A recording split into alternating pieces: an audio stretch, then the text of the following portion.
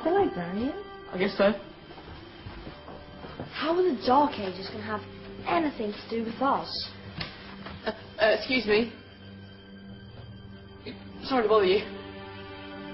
What do you want? We need to find out what impact the Dark Ages had on the modern world. Never was a period of history so poorly named. Don't touch. It's priceless. And I suppose someone's been filling your head with the usual nonsense, eh? 1,000 wasted years. A black hole in history, am I right? Yeah, sort of. You see, it's always the same.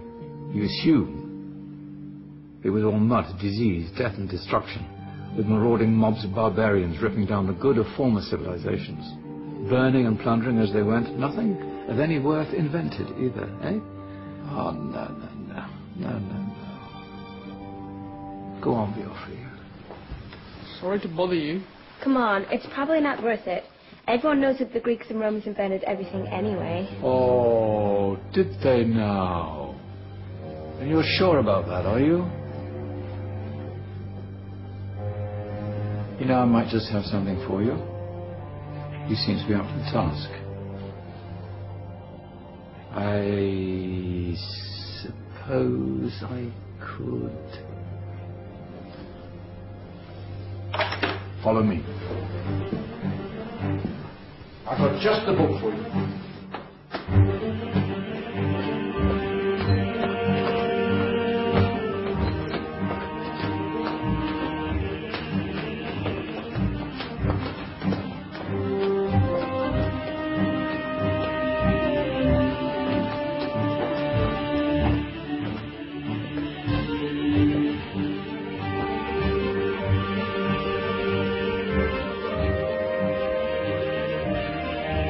Where are we going? I don't know. Ask him.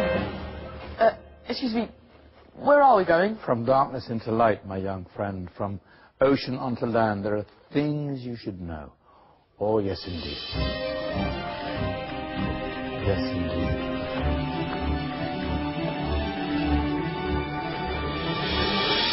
Now, I know I left it round here somewhere.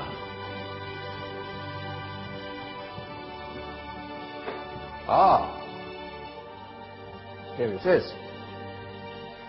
Now, take a look. If you dare.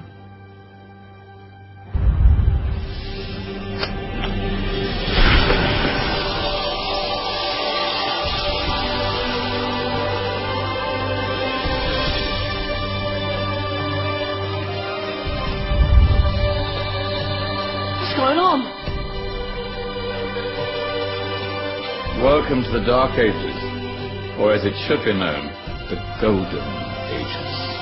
Who are you? I am Al-Jazari, engineer and ingenious inventor. I thought you said this was the Dark Ages. It doesn't look very dark. That's because it's all a matter of perspective, my soon-to-be illuminated friend. Of course, there are parts of the world that weren't dark at all, but in a civilization that stretched from Spain to China, the golden rays of discovery and invention shone over everything. What civilization? The Muslim civilization, my young friend. Through scholars and scientists of various faiths, some of the most important discoveries known to man were made at this time. Discoveries that drew on knowledge of the ancients, but have more connections with your modern world than you could possibly ever imagine. Like what? Well, all sorts of things. We've got to get a picture of this. I knew it was a good idea. Who are you? Allow me to introduce Ibn al-Haytham, a great scientist whose ideas led to the invention of the camera. You invented the camera? I laid the foundations for modern cameras by explaining how our eyes work. I found a way of projecting an image onto another surface through a small hole in a dark room, later called camera obscura. Think of all the things that evolved from this discovery. Cameras, cinema, all share the same principle. Cool. Look out below! Who's that? That's my good friend, Abbas ibn Farnas, who gazed up to the heavens, passionate in his belief that man could fly. Whoa. Indeed, he dared to dream about flying 1,000 years before the Wright brothers. Do you know you all take your jet-setting holidays for granted, so it only seems fair to remember Abbas ibn Farnas. Stand by. I'm ready for takeoff.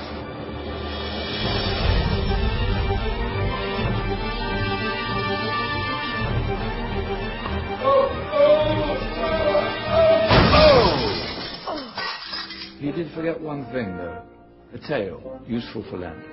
My back. Is there a doctor in the house? Did someone call? Ah, my old friend, why don't you introduce yourself to my young guests? I am Abul Qasim al-Zahrawi. Many call me the father of surgery. Did you actually do surgery back then? Of course we did.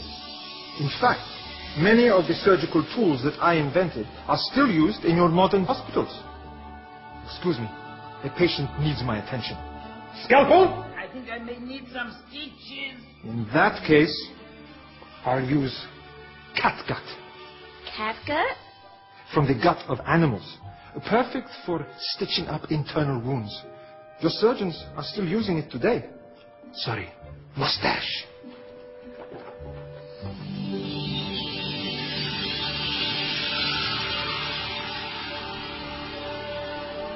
Who's she? That's Maryam al-Astrolabi, one of the many brilliant women of her time. She made sophisticated astrolabes. Astro what? Astrolabes. They show the sky and the stars on a small flat plate you can hold in your hand. Think of them as ancient calculating or timekeeping devices. Today you have your watch, your compass, satellite navigation, helping people and explorers travel the world. Science at its brilliant best. And all these things were developed during the Golden Ages. That's just the tip of the iceberg. There were thousands of other inventions covering all areas of life, and in the years that followed, their influence spread across the whole of medieval Europe. So you see, it wasn't so dark after all. What about you? Me? What did you invent? Well, I don't want to be big-headed, but I made some groundbreaking advances in engineering. I suppose my most significant discovery converted rotary motion into linear motion using a crank and connecting rod. It's essential in pumps and engines. In fact, I've no idea how the Industrial Revolution could have happened hundreds of years later without such a device. Not that I ever get the credit I deserve. But my crowning glory was my amazing time-telling machine, my legendary elephant clock.